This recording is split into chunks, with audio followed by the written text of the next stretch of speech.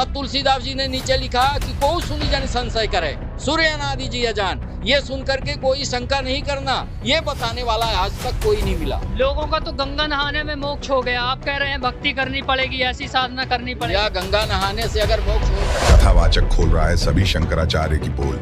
दर्शकों, कथावाचक रमाकांत मिश्रा जी जब संत रामपाल जी के सतलोक आश्रम पहुंचे तो उन्होंने ऐसी बातें बताई जिसे सुनने के बाद तो आपके भी होश उड़ जाएंगे। जी हाँ, ये व्यक्ति बचपन से ही भक्ति मार्ग में अधिक रुचि रखा करता था। इस कथावाचक की कई पीढ़ियां कथावाचक रह चुकी हैं। अपने गांव में ये कथावाचक सुप्रसिद्ध हो चुका था। हजारों लोग इनके शिष्य भी बन चुके थे। परंतु फिर एक दिन खुद इनके ही एक शिष्य ने इन्हें संत रामपाल जी के ज्ञान के बारे में बताया। तब से इनकी पूरी जिंदगी ही बदल गई। जी हाँ, आइए दर्शकों जानते हैं कैसे इस कथावाचक की पूरी जिंदगी बदल गई और क्यों इन्होंने संत रामपाल जी से नाम उपदेश लिया। सर क्या नाम है आपका? मेरा नाम रमाकांत मिश्रा, गुरु बाबा नाम है मेरा। लोग मुझे मेरे नाम से तो नहीं जानते हैं, गुरु बाबा के ही से नाम से जानते हैं, इसलिए कि मैं उस क्षेत्र का ही गुरु बाबा हूँ। और साथ में हम लोग पुश्तैनी गुरु बाबा हैं। हम लोग कथावाचक भर नहीं हैं, गुरु बाबा भी हैं जो लोगों को नाम दीक्षा देते हैं। और हमारे पुश्तैनी पता नहीं कितने पुश्तों से जो है तो ये गुरु का काम चल रहा है और लोग गुरु बन करके लोगों को नाम उपदेश कर रहे हैं। और हमारे पूर्वज बाबा लोग भी करते आए हैं और हम लोगों की पीढ़ी भी यही काम कर रही है। और हम लोग जो है तो चूँकि गुरु दीक्षा देते हैं इसलिए हम लोगों का नाम गुरु बाबा भी है। और रमाकांत मिश्रा के साथ में जब आप गुरु बाबा लगाएंगे तभी लोग हमारे बारे में जानेंगे कि गुरु बाबा बोल रहे हैं, इसलिए कि नाम लोग कम जानते हैं, गुरु बाबा के नाम से पूरा संभाग जानता है। जी, तो सर आपने जैसा संभाग का जिक्र किया तो आप किस संभाग से हैं और कहाँ से, आपका निवास कहाँ से है सर? मेरा मूल निवास तो मैं उत्तर प्रदेश का प्रतापगढ़ का रहने वाला हूँ, पर सन 1980 में हम लोग रीवा जिले में आ गए थे और रीवा संभाग में ही जो है तो रीवा शहर के पास में ही एक यूनिवर्सिटी रोड में जो है तो ग्राम सगरा है, उस सगरा में जो है तो मेरा निवास है। सन 80 से मैं वहीं पर रह गया और वहीं पर रह करके गुरुआना का काम करता था। हमारे चेला लोग जो है पूरे संभाग में हैं, रीवा में है, सीधी में है, सतना में है, शहडोल में है, आपके पन्ना, छतरपुर, देवेंद्र नगर, इधर नागौद इत्यादि जगहों में जो है तो हमारे शिष्य हैं। और उन शिष्यों को हम लोग जो है पुश्तैनी कथा सुनाते हैं और श्रीमद् भागवत महापुराण, उसके साथ में वाल्मीकि रामायण और शिव पुराण, श्रीमद् देवी भागवत महापुराण, जो भी कथा 18 पुराणों में वो सुनना चाहते हैं उनको वो कथा हम लोग सुनाया करते हैं। जी, तो जैसा कि आपने कथावाचक का जिक्र किया महाराज जी, तो आप कितनी पीढ़ी से आपकी ये कथावाचक थी आपकी? हम लोगों को याद नहीं है कितनी पीढ़ी से है, लेकिन लगभग कम से कम 100-200 पीढ़ी से हम लोग गुरु बाबा हैं। और 100-200 पीढ़ी से जो है तो जहाँ तक हमको याद है, जैसे कि लोग हमारे बताते हैं, हम लोगों की अनेकों पुश्तों से, पता नहीं कितनी पुश्तों से ये गुरु बाबा का जो है तो कार्य कर रहे हैं लोग। और उत्तर प्रदेश से आकर के जो है तो यहाँ पर गुरु बाबा का काम करते थे और कथा बाँचते थे, सुनाते थे।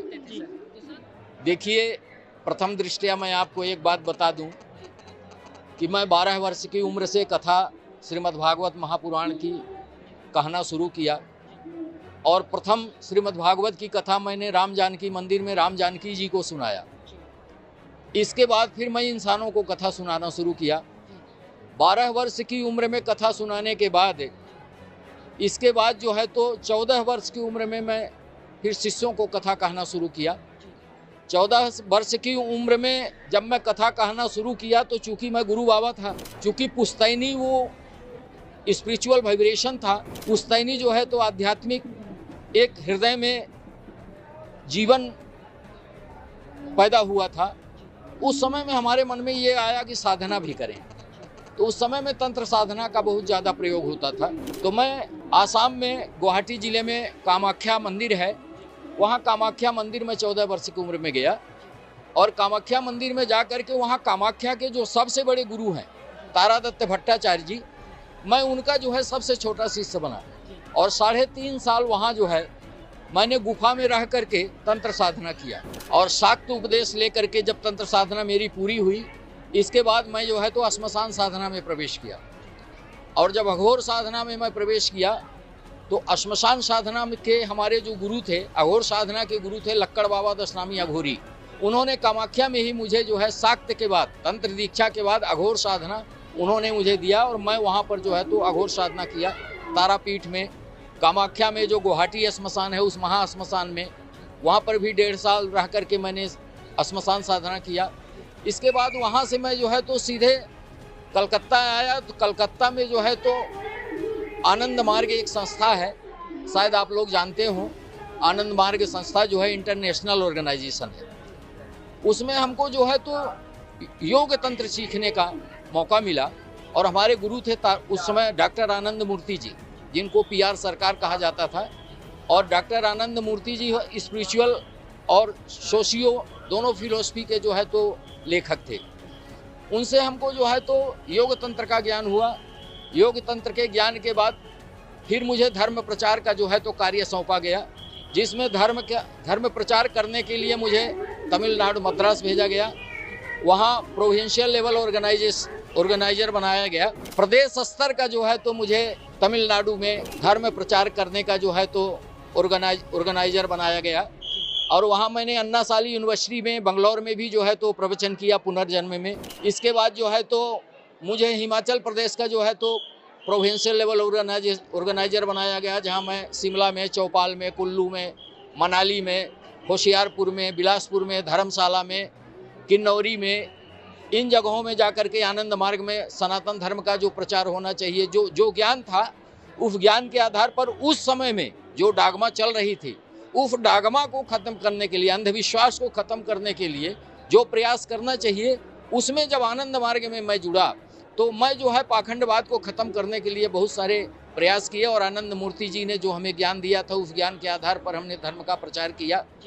और आनंद मार्ग के प्रचार के बाद इसके बाद जो है तो मैं सीधे वहाँ से मेरी पोस्टिंग मद्रास में थी। मैं मद्रास से सीधे अपने घर आ गया, रीवा जिला, और अपने सगरा गांव में आया। आकर के वहाँ पर जो है तो गांव के लोगों ने मुझे 22 साल की उम्र में सरपंच बना दिया। चूँकि मैं उन सब का गुरु बाबा था, गुरु बाबा होने के नाते उन लोगों ने वोट भी हमें ही दिया। मैं सरपंच बना 22 साल की उम्र में। इसके बाद 28 साल की उम्र में जो है तो मैं जनपद सदस्य बना। उस क्षेत्र के लोगों ने मुझे सम्मान दिया और जितनी कथा होती थी, श्रीमद् भागवत की कथा उस क्षेत्र में मैं ही किया करता था। और श्रीमद् भागवत की कथा करते करते मैं यहाँ तक पहुँच गया हूँ। देखिए, फॉलोवर्स की अगर हम बात करें तो कम से कम मेरे जो स्वयं के शिष्य हैं, जो पुश्तैनी शिष्य हैं, वो कम से कम 10,000 लोग हैं। और जो मैं बाहर जहाँ पर स्पिरिचुअल लेक्चर दिया, जैसे अन्ना साली यूनिवर्सिटी में दिया, बंगलौर में, हिमाचल में दिया, कलकत्ता में दिया, आपके बनारस में मैं दिया, तो कम से कम जो है तो नहीं कुछ तो उस समय से लेकर के, ये बात आज की नहीं है, ये उस समय से, आज से 40 वर्ष पहले की बात है। 12 साल उम्र की शुरुआत से मैंने कथा कहना शुरू किया।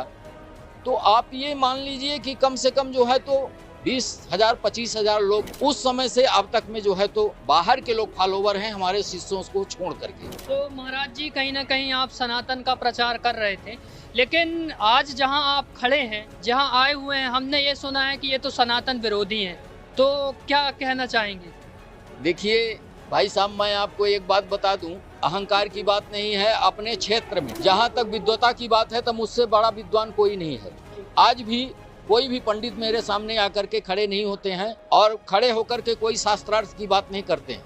परंतु आपको मैं एक बात बताऊं कि मुझे जो स्पिरिचुअल फिलोसफी पढ़ाई गई, जो आध्यात्मिक दर्शन शास्त्र पढ़ाया गया, तो मुझे जो जब पता चला कि काल ब्रह्म भी कोई चीज़ है, गुरुजी के सत्संगों को सुन करके, तत्वदर्शी संत शिरोमणि गोविंद गुरु श्री रामपाल जी महाराज जी के सत्संगों को जब मैंने सुना, उन सत्संगों को सुनने के बाद जब मुझे काल ब्रह्म के बारे में पता चला, तो मुझे ये पता चला कि अभी तक जो हमें स्पिरिचुअल फिलोसफी पढ़ाई गई, वो स्पिरिचुअल फिलोसफी जो है भगवान सदाशिव ने जो है 16 सूत्र में बनाया, जो आनंद सूत्र जिसको कहते हैं। और 16 सूत्र में जो है तो सोशियो फिलोसफी बनाई गई, जिसको भगवान शिव ने ही बनाया। सोशियो और स्पिरिचुअल यानी सामाजिक और आध्यात्मिक दर्शन, दोनों दर्शन शास्त्र जो है भगवान शिव ने 16 सूत्र से बनाया। दोनों का प्रथम सूत्र जो है, समाज शास्त्र का जो प्रथम सूत्र है, वो ये है कि समाज देशेन बिना धन संचय कर्तव्य है। समाज और देश के बिना आदेश के धन का संचय नहीं करना चाहिए, क्योंकि भौतिक संपदा थोड़ी है और आध्यात्मिक संपदा बड़ी है। आध्यात्मिक संपदा को ज़्यादा इकट्ठा करना चाहिए और भौतिक संपदा चूंकि कम है, थोड़ी है, इसलिए भौतिक संपदा उतना ही इकट्ठा करना चाहिए जिससे सारे समाज का गुजारा हो सके। ऐसा भगवान शिव ने उस समय जो है तो समाज शास्त्र का प्रथम सूत्र लिखा था। और अध्यात्म दर्शन में जो उन्होंने लिखा था कि ब्रह्म क्या है, तो उसमें उन्होंने बताया था कि शिव शक्त्यात्मकम ब्रह्म, शिव और शक्ति का मिलित नाम ब्रह्म है। शिव और शक्ति का मतलब हुआ पुरुष और प्रकृति का मिलित नाम ब्रह्म है। The combination of Shiva and Shakti और पुरुष एंड प्रकृति इज कॉल्ड ब्रह्म।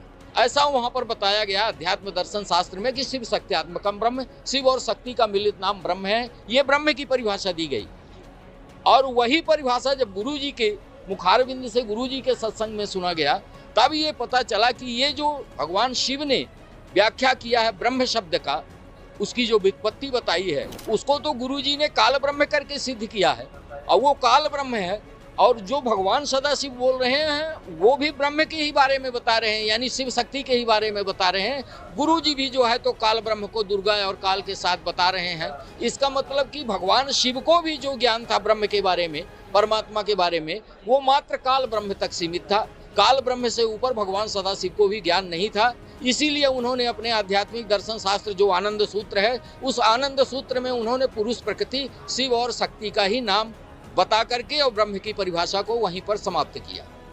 तो सर, जैसा कि हमने आपसे जिक्र किया कि संत रामपाल जी महाराज जी सनातन के विरोधी हैं, तो क्या लगता है आपको, और आपने जो इनका ज्ञान सुना वगैरह है, तो क्या कहना चाहेंगे? देखिए भाई साहब, प्रथम बात तो हम ये जान जाएं कि धर्म क्या है और सनातन क्या है। उस समय भी ये बताया गया था कि धीरी धातु मन प्रत्यय से धर्म बना है।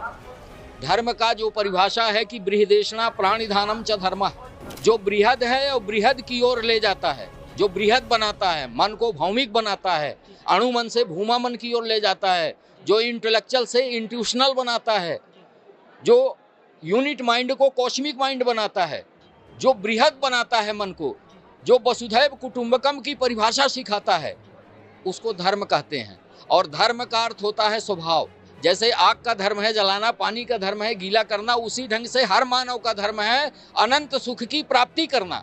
चाहे वो हिंदू हो, चाहे वो मुसलमान हो, चाहे वो क्रिश्चियन हो, चाहे वो पारसी हो, कोई भी ऐसा मनुष्य नहीं है जो अपने जीवन में अनंत सुख की प्राप्ति ना करना चाहता हो। कोई मनुष्य ऐसा नहीं है, कोई ऐसा रिलीजन नहीं है जिस रिलीजन में कोई भी मनुष्य जो है, ऐसा कोई मनुष्य नहीं है जो अपने जीवन में दुख चाहता हो। यानी वो अपने जीवन में मात्र सुख चाहता है, दुख नहीं चाहता। ऐसा सुख चाहता है कोई मनुष्य हो, हर मनुष्य अपने जीवन में ऐसा सुख चाहता है कि हमें अनंत सुख की प्राप्ति हो, एक ऐसा सुख मिले कि जिसके बाद हमें दुख की प्राप्ति ना हो। ये मनुष्य का स्वभाव है, चाहे वो किसी भी रिलीजन का हो। मानव का धर्म है, मानव का स्वभाव है अनंत सुख की प्राप्ति करना। वो चाहे जिस धर्म का हो, जिस जाति का हो, जिस वर्ग का हो, जिस संप्रदाय का हो, अनंत सुख की प्राप्ति करना हर मानव का धर्म है। मानव का ये धर्म है अनंत सुख की प्राप्ति करना। तो अनंत सुख है क्या? तो वेदांत में लिखा है, अध्यात्म दर्शन शास्त्र में, कि सुखम अनंतम आनंदम। अनंत सुख की प्राप्ति करना, आनंद की प्राप्ति। आनंद की परिभाषा जो बताया, तो बोले कि जहाँ पर अनंत सुख की प्राप्ति होती है उसको आनंद कहा गया। फिर बोले आनंद क्या है? तो बोले इत्याहु ब्रह्म आनंदम, परमात्मा की प्राप्ति ही आनंद है। जब तक परमात्मा की प्राप्ति नहीं होगी तब तक अनंत सुख की प्राप्ति नहीं होगी। इसलिए धर्म जो है हर मानव का एक है, वो है अनंत सुख की प्राप्ति करना, चाहे वो किसी भी रिलीजन का हो। अच्छा, दूसरी बात, एक बात और आपको बता दें, जैसे इस ह्यूमन सोसाइटी में ये जो मानव समाज है, इस समाज में जो समाज की परिभाषा करते हैं, हमारे जो तत्वदर्शी संत शिरोमणि गोविंद गुरु श्री रामपाल जी महाराज जी ने जो मानव ह्यूमन सोसाइटी जीवन की जो बात करी है, ये अपना हमारा ऋग्वेद भी कहता है। ऋग्वेद भी कहता है कि संग छध्वंग संग पदध्वंग शंभो मनान सिजानताम देवा भागं यथा पूर्वे संजानानांग उपासते। हम सब मानव एक हैं, एक साथ रहें, एक साथ चलें, एक साथ बैठें, एक होकर के रहें, एक परमात्मा की संतान हैं, एक जगह से आए हैं, एक जगह जाना है, ये ऋग्वेद भी कहता है। परंतु हमारे जैसे कथावाचकों ने उस मानव को जाति भेद वर्ण में इतना बांट दिया कि हर मानव अपने को छोटा बड़ा ऊंचा नीचा मझोला महसूस करना शुरू कर दिया। पर मानव जो है, ह्यूमन सोसाइटी जो है, समाज की जो परिभाषा है, शिव ने ही लिखा सोशियो फिलोसफी में, आनंद सूत्र में, सोशियो फिलोसफी में उन्होंने ये लिखा कि समाज क्या है। तब उन्होंने लिखा समानम यजति इति समाज है, जहाँ हर मानव एक हो, जहाँ हर मानव में समानता हो, उसको समाज कहते हैं। तो बोले फिर ये ब्राह्मण समाज, क्षत्रिय समाज, ये क्या है? बोले ये दलबंदी है, ये गोष्ठी है, ये ग्रुपिज्म है, ये समाज नहीं है। ये एक दूसरे को बांटने का, एक कर्म के आधार पर जो है लोगों को बांटने का एक जो ठेका लेकर के लोग बैठे हैं, इन लोगों ने समाज को खत्म किया है, समाज को खत्म करने का प्रयास किया है। लेकिन समाज की जो परिभाषा है, समाज की परिभाषा ये है कि समानम यजति इति समाज है, हम मानव एक हैं, एक परमात्मा की संतान हैं, और हम हर मानव का, सब मानव का एक ही धर्म है, अनंत सुख की प्राप्ति करना, यानी परमात्मा की प्राप्ति करना। अब वो परमात्मा जब एक है, तो उस परमात्मा की प्राप्ति जब हम करेंगे, तब हम ह्यूमन सोसाइटी जो वन होंगे, हर मानव एक होंगे, और हर मानव का जो धर्म है परमात्मा की प्राप्ति करना, तब हम अपने उस असली धर्म में पहुंचेंगे, जिस धर्म की परिभाषा हमारे तत्वदर्शी संत शिरोमणि गोविंद गुरु श्री रामपाल जी महाराज जी ने अपने सत्संगों में, अपने लेख में उन्होंने स्पष्ट प्रकट किया है कि हम कबीर आए सब एक घाट से, उतरे एक ही बाट, जग में या दुविधा पड़ी तो हो गए 12 बाट। जब एक जगह से आए हैं, एक मार्ग से आए हैं, मार्ग में भी कोई भेद नहीं है, इसका मतलब हम सब एक परमपिता की संतान हैं। अगर परमात्मा एक है तो वो परमात्मा सबके लिए एक है, और वो परमात्मा एक कौन है ये बताने वाला आज तक कोई नहीं मिला। हमने भी बहुत गुरु देखे, बड़े बड़े गुरु देखे, ऐसे गुरु देखे कि जिनका ऑर्गेनाइजेशन इंटरनेशनल में चल रहा है। NRI में आनंद मार्ग जो है तो हर कंट्रियों में जो है तो रिलीफिंग का काम करता है। 1985 में जब बर्लिन में डिप्रेशन हुआ था, रुपए का रेट घटा था, 10 रुपए, 100 रुपए, 1000 रुपए लोग लेके जाते थे, 100 ग्राम चावल लेके आते थे। उस समय जो है तो आनंद मार्ग के द्वारा हमको बर्लिन भेजा गया था। हम वहाँ पर रिलीफ में गए थे, वहाँ पर लोगों को जो है तो मदद कर रहे थे हम लोग। तो हम लोगों को मानव धर्मी पहले से भी बताया गया। देखिए हमारे शास्त्रों में भी ये प्रमाण है, हमारे जैसे कथावाचक इस बात को बताना नहीं चाहते हैं, लेकिन हमारे जो है तो 18 पुराणों में भी यही लिखा है कि अष्टादश पुराणस्य व्यासस्य वचनम द्वयम्। 18 पुराण में मात्र व्यास जी ने 2 ही बात लिखी है, परोपकाराय च पुण्याय पापाय च परपीड़नम। परोपकार करना ही पुण्य है, दूसरे को कष्ट देना ही पाप है। रामचरितमानस में तुलसीदास ने भी यही लिखा है, परहित सरिस धर्म नहीं भाई, पर पीड़ासम नहीं अधमाई। धर्म क्या है? बोले धर्म मात्र जो है तो 2 ही है, पाप करना, दूसरे को कष्ट देना पाप है, और दूसरे की मदद करना ही धर्म है। मात्र हमारे 18 पुराण में 2 ही बात लिखी गई है, अष्टादश पुराणस्य व्यासस्य वचनम द्वयम्। व्यास ने मात्र 18 पुराण में स्वयं कहा कि मैं 2 ही बात कह रहा हूँ, अष्टादश पुराणस्य व्यासस्य वचनम द्वयम्, परोपकाराय च पुण्याय पापाय च परपीड़नम। मानव की सेवा करना ही धर्म है, मानव को कष्ट देना ही पाप है। जिसको गुरुजी ने कहा कि पाप पुण्य 2 बीज बनाया, ये काल पाप और पुण्य का बीज बना करके भी फंसाता है। महाराज जी, जैसा कि आज आप बैतूल आए हैं, तो यहाँ की इस आश्रम के बारे में आपको जानकारी कहाँ से मिली? देखिए भाई साहब, मैं सारे शास्त्रों को पढ़ने के बाद गुरुजी के सत्संग को साधना चैनल में देखना प्रारंभ किया, और बहुत दिनों से मैं इस सत्संग को देखना प्रारंभ किया। गुरुजी के बहुत सारे सत्संगों को मैं सुना, गुरुजी के ज्ञान को समझ करके, और तब मैं जो है संत शिरोमणि गुरुदेव के शरण में आया हूँ।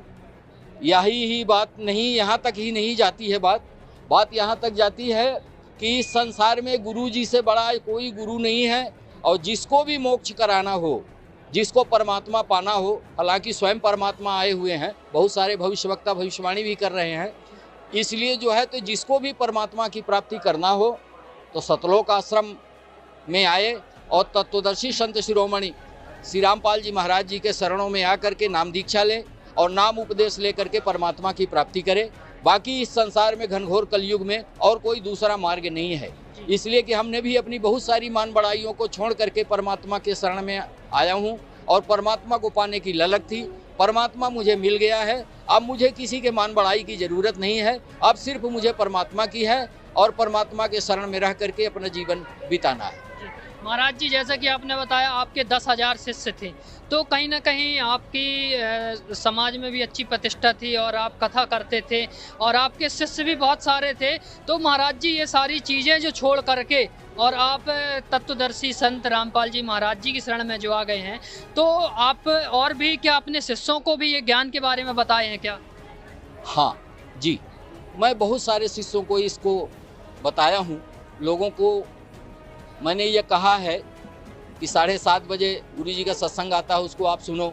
उन लोगों ने कहा भी कि गुरुजी आप कहाँ जा रहे हैं। उनको मैंने ये बताया कि मैं जहाँ जा रहा हूँ पीछे पीछे आ जाओ, कल्याण हो जाएगा। अगर तुम मान बड़ाई के चक्कर में पड़ोगे, मेरे पीछे पीछे नहीं आओगे, तो तुम जहाँ थे वहीं पर रहोगे, उससे एक कदम तुम जो है आगे नहीं बढ़ पाओगे। अगर तुम गुरु मानते हो तो मेरे साथ में आओ, मैं तुम्हें जो है तो कैसे उद्धार हो, मनुष्य का जीवन कैसे उद्धार होगा, उसके लिए जो है तो मैं आपको तत्वदर्शी संत शिरोमणि गोविंद गुरु श्री रामपाल जी महाराज जी के शरण में ले चलता हूँ। चलिए, नामदान लीजिए और सब लोग अपने जीवन को सफल बनाइए। जी महाराज जी, जैसा कि आप कथावाचक थे और कहीं ना कहीं आप 12 साल से कथा कर रहे थे, तो ज्ञान तो बहुत सारा हो गया होगा। लेकिन महाराज जी, हमने ये भी सुना है कि संत रामपाल जी महाराज जी जो हैं, बिना ग्रंथों की बात करते हैं, बिना प्रमाणों की बात करते हैं, लेकिन आप तो कथावाचक थे, आपको तो बरगलाया नहीं जा सकता है। तो इसके बारे में महाराज जी क्या कहना चाहेंगे संत रामपाल जी महाराज जी के ज्ञान के बारे में? देखिए, आप इंटेलेक्चुअल पर्सनालिटी हैं, आपको भी नहीं बरगलाया जा सकता। ऐसा प्रश्न करना भी आपके लिए जो है तो अच्छी बात नहीं है। इसलिए कि अगर मैं आया हूँ तो सारे प्रमाणों को देख करके आया हूँ। अभी अगर और प्रमाण आपको बताना शुरू कर दूँ तो सुबह हो जाएगी, शाम हो जाएगी। गुरुजी ने जो प्रमाण दिए हैं वो वेद भी यही बोल रहे हैं। पंडितों ने जो है तो जो मंत्र पवित्र करने का अपवित्र पवित्रो वा बोलते हैं, इसका अर्थ यही है कि परमात्मा के नाम का सुमिरन करो तब पवित्र होगे। लेकिन ये लोग पानी छिड़कते हैं, नाम सुमिरन ना कर, नाम जानते ही नहीं तो सुमिरन क्या कराएंगे और सुमिरन क्या बताएंगे। खैर, इसलिए बहुत थोड़े समय में मैं आपको बताना चाहता हूँ कि परमात्मा को अगर पाना है तो तत्वदर्शी संत शिरोमणि रामपाल जी महाराज जी के शरण में आइए।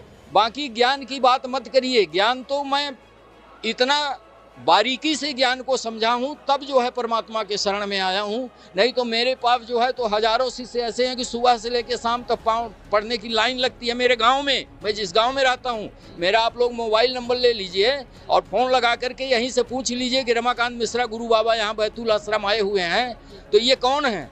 तो आपको लोग 12 बजे रात भी उठा करके फ़ोन बताएंगे कि अरे महाराज जी वहाँ कैसे गए हुए हैं।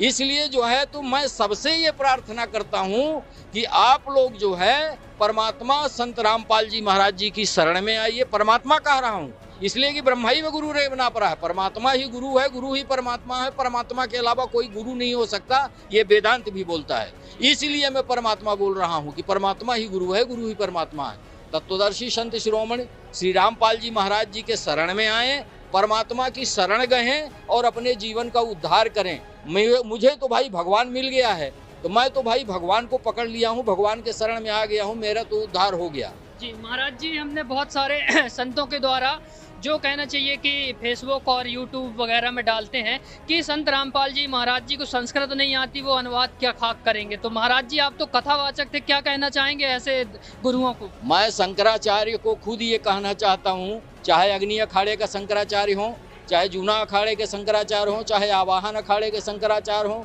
सभी शंकराचार्यों को मैं ये कहना चाहता हूँ कि वेद के मंत्रों का पूर्ण रूप से अध्ययन करें और अध्ययन करने के बाद ये देखें कि वेद के मंत्र क्या कह रहे हैं। आप कुशा की पैंती पहना रहे हो, वेद कह रहा है कि परमात्मा के नाम का सुमिरन करके उसको श्वास के द्वारा धारण करो, तब पवित्रीकरण होगा, पवित्री धारण होगा। और आप कुशा की पैंती पहना रहे हो, आप जो है तो जल छिड़क रहे हो पवित्र करने के लिए। वेद का मंत्र कह रहा है कि परमात्मा के नाम का सुमिरन करो तब पवित्र होगो, एक्सटर्नल और इंटरनल, बाह्य और आभ्यंतर। और आप हमें दिखा रहे हो कि लीजिए चावल खाइए और थाली में गोबर रख के खिला रहे हो।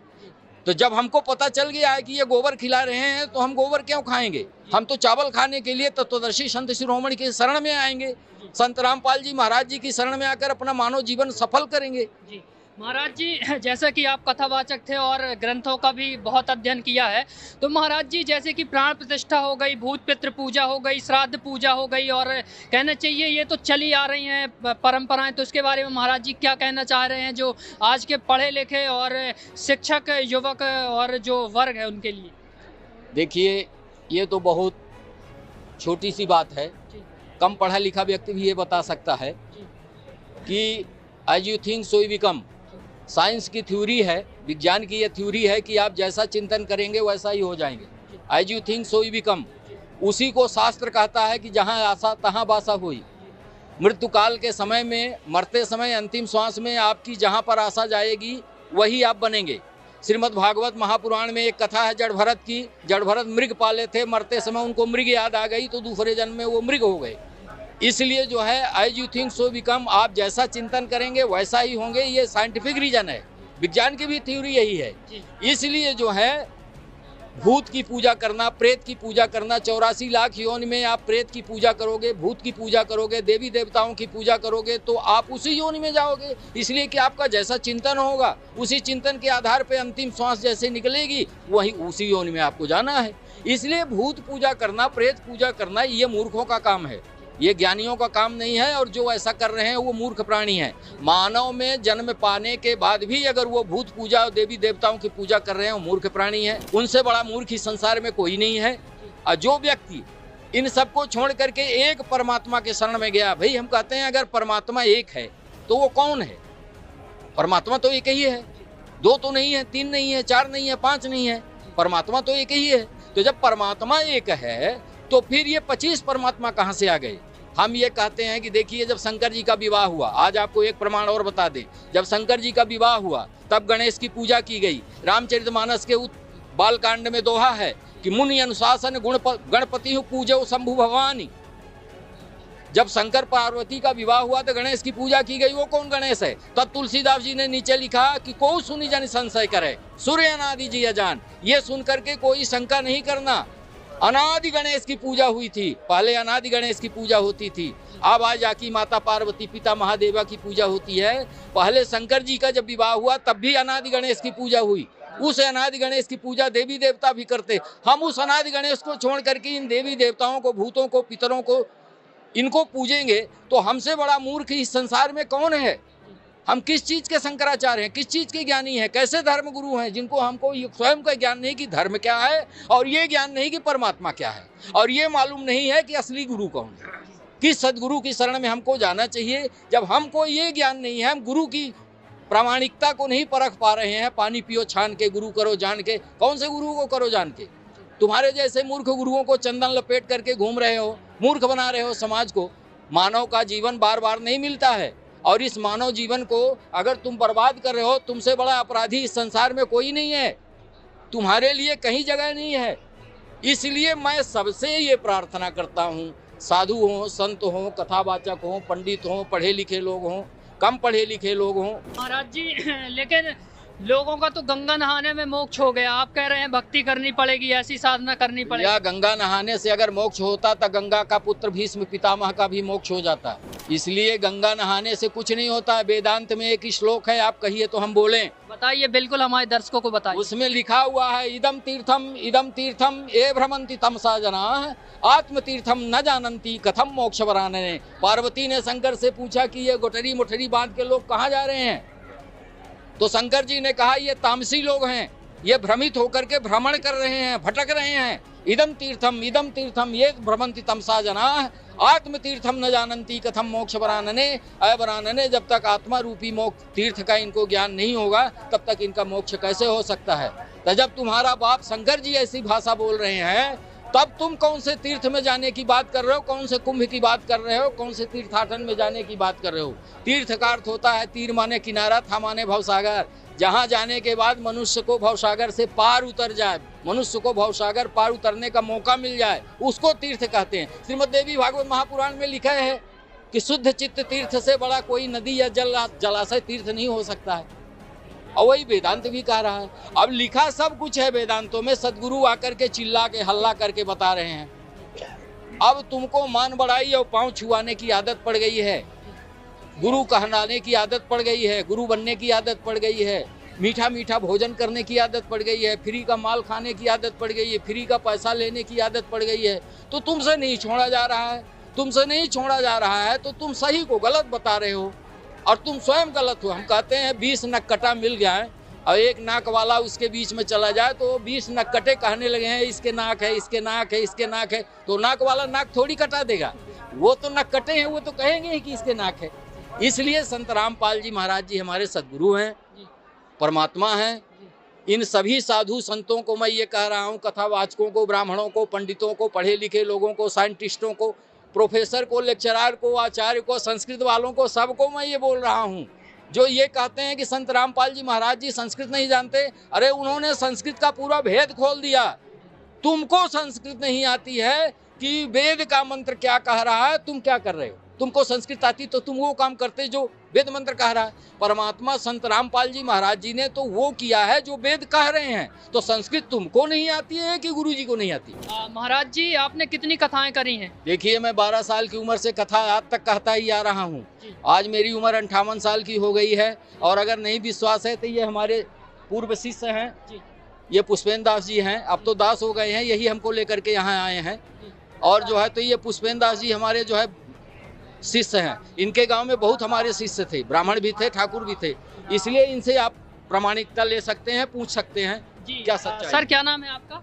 सर, मेरा नाम पुष्पेंद्र दास है। तो पुष्पेंद्र जी, ये आपके कभी गुरु हुआ करते थे क्या? जी सर, हमारे यहाँ ये जो आज सतलोक आश्रम बैतूल में इस समागम में आए हैं, ये सन 2012 में हमारे यहाँ पिताजी ने श्रीमद् भागवत कथा करी थी, इन्होंने कथावाचक का इन्होंने भूमिका की थी।